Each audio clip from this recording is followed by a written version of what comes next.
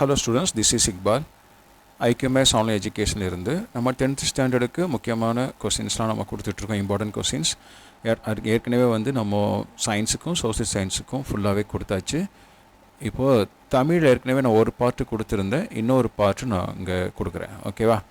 So மனப்பாட பகுதி இதில் இம்பார்ட்டன்ட் இங்கே இருக்குது, இது பார்த்துக்கோங்க. இது ஷார்ட் வீடியோவாக போட முடியலை, அதனால் நான் ஃபுல்லாகவே போடுறேன், வேறு ஒன்றும் இல்லை. ஓகேவா?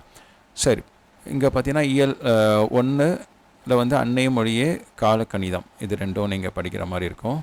இயல் 3ல் காசி காண்டம், இயல் 6ல் முத்தெல்லாயிரம், அப்புறமா திருக்குறளில் 3, 5 ரெண்டுமே எல்லாத்தையுமே படிச்சிருங்க. இயல் 4ல் திருவிளையாடற் புராணம். ஓகேவா? சரி, அதுக்கப்புறம் 2 மார்க்ஸ் கொஸ்டின் பார்த்தீங்கன்னா எல்லா யூனிட்ஸ்லையும் நீங்கள் பார்க்க வேண்டியது படிப்போம் பயன்படுத்துவோம், அந்த கலைச்சொற்கள். ஓகேவா? அகராதியில் காண்க, இது எல்லாமே நீங்கள், இது 1 மார்க்கு, இது 2 மார்க்ஸ், நீங்கள் எல்லாத்தையுமே படித்தாகணும். அப்புறம் தமிழ் மொழியை ஆள்வோம். ஓகேவா? 2 மார்க் கொஸ்டின் எல்லாமே. இயல் 1ல் பிழைகளை திருத்தி எழுதுக. அதே இயல் 1ல் அதே பேஜ் நம்பர் 17ல் சொற்களின் கூட்டு பெயர்கள். அப்புறம் வினைமுற்றை வினையாளனையும் பெயராக மாற்றுக, அந்த மாதிரி வரிசையாக. ஓகேவா? பழமொழிகள் நிறைவு செய்க, அப்புறம் தொடர்களை அடைப்பு குறிக்கல் உள்ளவாறு மாற்றுக, அந்த மாதிரி வரிசையாக கேட்டிருப்பாங்க. ஸோ அது இயல் 7 வரைக்கும் எந்தெந்த பேஜில் இருக்குது அப்படிங்கிறத நான் சொல்லியிருக்கேன், பார்த்துருங்க. அணி இலக்கணம்.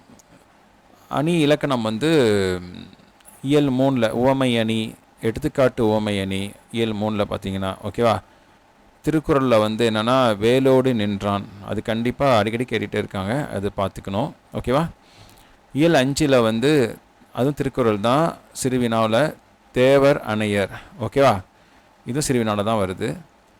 அதுக்கப்புறம் இயல் 5ல் சொற்பொருள் பின்வரி நிலை அணி அப்படின்னு ஒன்று இருக்குது. அப்புறம் உவமை அணி, ஏற்கனவே இங்கேயும் உவமை அணி நம்ம இயல் 3லேயும் இருக்குது, இயல் 5லையும் படிச்சுக்கோங்க.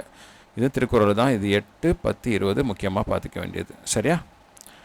அப்புறமா இயல் 5ல் சொற்பொருள் பின்வரி நிலை அணி, குறள் 15. ஓகே. அப்புறம் இயல் 5ல் வஞ்சக புகழ்ச்சி அணி, அதுக்கு குறள் 19 எடுத்துக்காட்டு. கொஸ்டின் நம்பர் 45 கட்டுரை. கட்டுரையில் என்னென்ன கேட்டிருக்காங்க அடிக்கடி அப்படின்னா, சான்றோர் வளர்த்த தமிழ் இயல் 1ல் இருக்குது. பள்ளி ஆண்டு விழா நூலகத்தில் படித்த கதை இயல் 4ல் இருக்குது. கலை திருவிழாவிற்கு சென்று வந்த நிகழ்வு இயல் 5ல் இருக்குது. சரியா? அப்புறமா காட்சியை கண்டு கவினுரை எழுதுக. ஒரு காட்சி கொடுத்துருப்பாங்க, அதை வச்சு நம்ம எழுதணும். இப்போ பார்த்துருப்பீங்க, மண்டையில் பூட்டு போட்ட மாதிரி 3 பேர் உட்காந்துருப்பானுங்க, ஒருத்தவன் சும்மா உட்காந்துருப்பானுங்க 2 பேர், ஒருத்தவன் மட்டும் படிச்சுட்டு இருப்பான், அவன் பூட்டு ஓப்பன் ஆகிருக்கும். அதை வச்சு நம்ம என்ன தோணுது உங்களுக்கு அதை நீங்கள் எழுதிடுங்க. கொஸ்டின் நம்பர் 41 படிவம். இந்த மாதிரி பேங்க்கு அந்த மாதிரி இதில் படிவம் எப்படி, ஃபார்ம் எப்படி ஃபில்அப் பண்ணுறது அப்படிங்கிறது இயல் 1, இயல் 2, இயல் 4, இயல் மொத்தம் 4 தான். இந்த 4யுமே திருப்பி தான் கேட்டுட்ருப்பாங்க. அதை பார்த்தாவே உங்களுக்கு புரிஞ்சிடும், அது எப்படிங்கிறத பார்த்தாவே புரிஞ்சிடும். சரியா? கொஸ்டின் நம்பர் 42 என்னென்னா மொழிபெயர்ப்பு. எல்லாத்துலேயும் இருக்குது, 1, 2, 3 எல்லாத்தையும் படிச்சுக்கோங்க, கண்டிப்பாக அதுதான் திருப்பி வர வாய்ப்பு இருக்குது. கொஸ்டின் நம்பர் 39 கடிதம். கடிதம் இதுதான், இது சுற்றி இதான் கேட்க போகிறாங்க. கலை திருவிழா போட்டியில் வெற்றி பெற்ற தோழனை வாழ்த்தி மடல், கலையரசன் பட்டம் அப்படின்லாம் படிச்சிருப்பீங்கள்ல, அதுதான். ஓகேவா? ரொம்ப சிம்பிளாகவே எழுதினா போதும். ரொம்ப நல்லா எழுத போகிறாங்கன்னு சொல்லிட்டு நீங்கள் ஸ்பெல்லிங் மிஸ்டேக்லாம் விட்டிங்கன்னா மார்க் குறைஞ்சிரும். சிம்பிளாகவே எழுதுங்க. பாராட்டுறது. ஓகேவா? நான் பெருமை கொண்டேன், ஃபஸ்ட்டு லெட்டர் ஆரம்பிக்கணும், நீ நலமா நான் நலம், அந்த மாதிரி ஆரம்பிச்சிடுங்க. இந்த மாதிரி இதே டைட்டிலேயே நம்ம போட்டுடலாம். கலை திருவிழா போட்டியில் வெற்றி பெற்று கலையரசன் அப்படியே கொடுத்துருப்பாங்க. கலையரசன் பட்டம் பெற்ற உன்னை எண்ணி நான் பெருமை அடைகிறேன், அந்த மாதிரி ரொம்ப ஷார்ட்டாகவே முடிச்சிடுங்க. சரியா? மேலும் மேலும் வளர்க அப்படின்னு சொல்லிட்டு எழுதிட்டு முடிச்சிடணும். அப்புறம் மரம் இயற்கையும் வரம் வாழ்த்தி மடல் இயல் 2ல் உங்கள் கிராமத்திற்கு நூலக வசதி வேண்டி கடிதம். சரியா? இது எப்படி எழுதுறது அப்படின்னு சொல்லிட்டு பார்த்துக்கோங்க. உணவு விடுதியில் உணவு சரியில்லை அப்படின்னு சொல்லிட்டு ஒரு புகார் கடிதம். உழவு தொழிலுக்கு வந்தனை செய்வோம். ஓகேவா? அந்த மாதிரி. பள்ளி திடலில் கிடைத்த பணப்பையை ஒப்படைத்தல், மின்வாரிய அலுவலருக்கு கடிதம், இந்த மாதிரி இதெல்லாம் படிச்சுக்கோங்க. கொஸ்டின் 45 கட்டுரை. உழவு தொழிலுக்கு வந்தனை ஓகே, நான் இதான் மாற்றி கொடுத்துட்டேன்னு நினைக்கிறேங்க. சரியா? உங்களை கவர்ந்து எவரேனும் ஒரு அறிஞர் பேரிடர் மேலாண்மை நிகழ்வுகளை கொடுத்து அறிக்கை எழுதுக. நீங்கள் சென்று வந்த பொருட்காட்சி. இங்கே வந்து உழவு தொழிலுக்கு வந்தனை செய்வங்கிறது கட்டுரை. ஓகேவா, அது இங்கே மாற்றிருக்கு. சரி, பரவாயில்ல. அப்புறமா இது முக்கியமாக 3 மார்க்ஸில் வந்து என்னென்னா அழகிடுதல். எல்லா திருக்குறளையும் ஒரு தடவை நீங்கள் பார்த்துக்கோங்க. அது பேசிக் இது தெரிஞ்சால் போதும். ஓகேவா, அதை நம்ம படிச்சிடலாம்.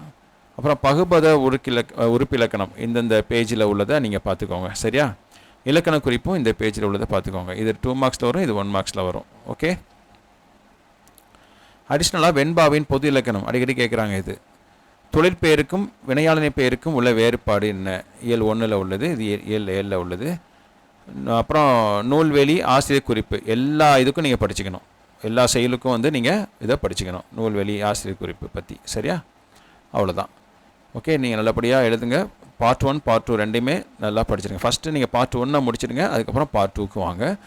கண்டிப்பாக உங்களுக்கு வந்து ஈஸியாக இருக்கும். 90+ கண்டிப்பாக நீங்கள் எடுப்பீங்கன்னு நான் நம்புகிறேன். ஓகே, நன்றி.